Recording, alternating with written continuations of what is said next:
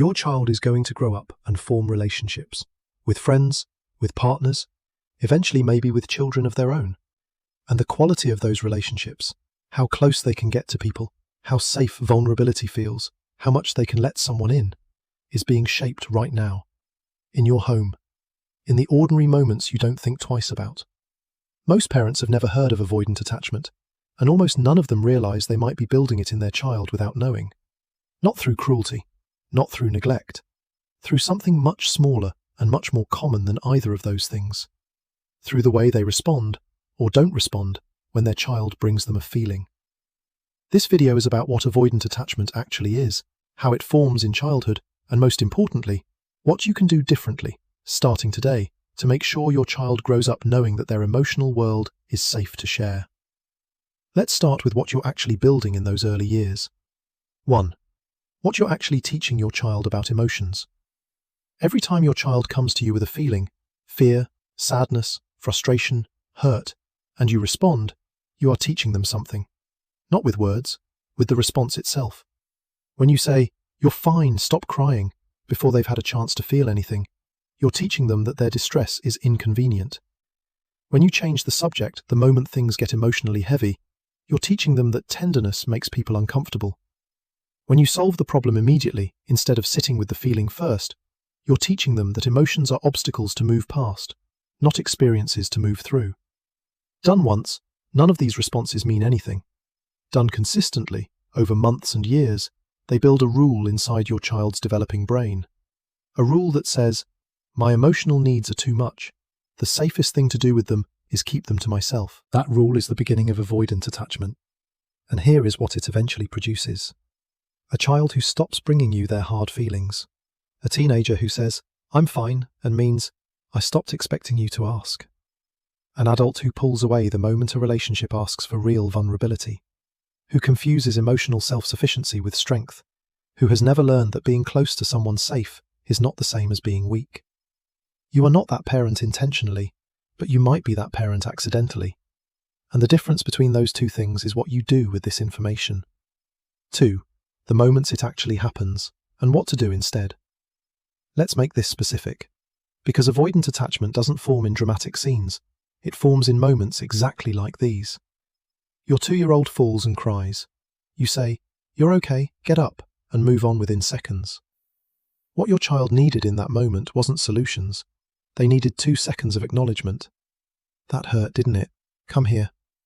That's it. That pause, before the reassurance, is the difference between dismissal and connection. Your 4-year-old is scared of something that seems irrational to you. You say, "There's nothing to be scared of." What their brain heard is, "Your feelings are wrong." What they needed to hear is, "I know that feels scary. I'm right here." You don't have to validate the fear as rational. You have to validate the child as real. Your 6-year-old comes home upset because something happened at school. You're tired. You're making dinner. You say, "I'm sure it was fine," and redirect to homework. What your child registered is, "My feelings are an interruption." What they needed was 30 seconds of full attention. Tell me what happened. Then actually listen, without fixing it, without minimizing it, just receiving it. None of this is complicated. None of it takes more than a minute, but it requires something most parents were never taught to do. Sit inside a feeling with your child, instead of rushing to make it disappear. Research from the University of Washington on emotion coaching found that children whose parents regularly acknowledged and validated their emotions, rather than dismissing or redirecting them, showed stronger immune function, better academic performance, fewer behavioral problems, and significantly healthier relationships with peers. Not because the parents were perfect, because they learned to pause before they responded. 3. Why you might be doing this without realizing it. Here is the part that requires some honesty. The way you respond to your child's emotions right now is almost certainly the way your own emotions were responded to when you were a child.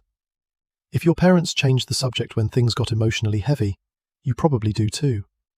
If you were told, "Stop crying," before you'd had a chance to feel anything, that response is likely somewhere in your automatic parenting toolkit right now. Not because you chose it, because it was modeled as normal. Because nobody ever showed you anything different. This is how avoidant attachment travels across generations. The parent who raises a child to suppress their emotional needs is almost always someone whose own emotional needs were suppressed. They are not passing on cruelty, they are passing on what they know, what was never named, what was never interrupted. Research from the Minnesota Longitudinal Study, one of the longest-running attachment studies in history, found that a parent's own attachment style predicted their child's attachment classification more strongly than almost any other factor measured. Avoidant parents raised avoidant children, not because they wanted to, but because they were working from a blueprint they'd never thought to question. The fact that you're watching this video means you're already questioning it. That matters more than you might realize. You cannot change a pattern you cannot see. You have already done the hardest part. 4. The specific things that build it over time. So what are the daily habits that, repeated consistently, wire a child toward avoidant attachment? Here are the ones research identifies most clearly, and what to replace them with. Rushing comfort. When your child is upset, the instinct is to make it stop as fast as possible. But comfort given before acknowledgement teaches the child that the feeling is the problem, not the situation that caused it. Slow down. Name the feeling first. You're really frustrated right now. Then comfort. That sequence, naming, then soothing, builds emotional literacy alongside security. Solving instead of listening. When your child brings you a problem, the instinct is to fix it. But a child who is only ever given solutions never learns that their feelings alone, separate from any solution, are worth your time. Sometimes the most powerful response is, "That sounds really hard. Tell me more." Not because you're going to fix it, because you're showing them that being heard is enough. Modeling stoicism. If your child never sees you acknowledge your own difficult emotions, if you are always fine, always composed, always managing, they learn that emotions are something to be hidden rather than felt. You don't need to fall apart in front of your child, but saying, "I felt disappointed today and that was hard," is one of the most powerful things you can do for their emotional development. It shows them that feelings are survivable, that even adults have them, that having them is not weakness. Withdrawing when they push back. When your child is being difficult, whining, acting out, emotionally dysregulating, the natural response is to pull back, to go cold, to become less available until they calm down. But emotional withdrawal during your child's hardest moments teaches them that your love is conditional on their composure, that they must perform okayness to keep your warmth. That lesson becomes the blueprint for every relationship they will ever have. 5. What secure attachment actually looks like and how to build it. Here is what you're building toward, and it is simpler than you might think. Secure attachment does not require a perfect parent. It does not require that you never lose your patience, never say the wrong thing, never miss a moment. Research by developmental psychologist Ed Tronick, famous for his still face experiments with infants, found that even the most attuned parents are only in sync with their child about 30% of the time. The other 70% involves misattunement, mistakes, and repair. The repair is everything. When you snap at your child and then come back and say, "I was frustrated and I took it out on you, and I'm sorry," that moment teaches your child something no perfect response could. It teaches them that relationships can break and be mended, that people who love each other can hurt each other and come back, that connection is not fragile. That is the foundation of secure attachment, not perfection, repair. What secure attachment produces is a child who brings you their hard feelings because they expect to be received, who can be comforted by you because they've learned that comfort is available, who eventually internalizes that experience, your consistent availability, as a belief about the world. A belief that says, "When I need someone, someone comes." That belief is the most protective thing a child can carry into adulthood. It shapes every relationship they will ever have. You are building that belief right now. In the pause before you say, "You're fine." In the 30 seconds you give them when they come to you upset. In the moment you put your phone down and actually look at them when they're talking. It is not built in grand gestures. It is built in those moments. The ones that feel small.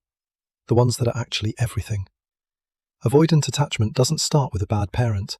It starts with a parent who was never taught to sit inside a feeling, their own or their child's, who learned from their own childhood that emotions are inconvenient, who has been passing that lesson on without realizing it was a lesson at all. If you recognized something in this video, in the responses, in the patterns, in your own history, that recognition is not an indictment.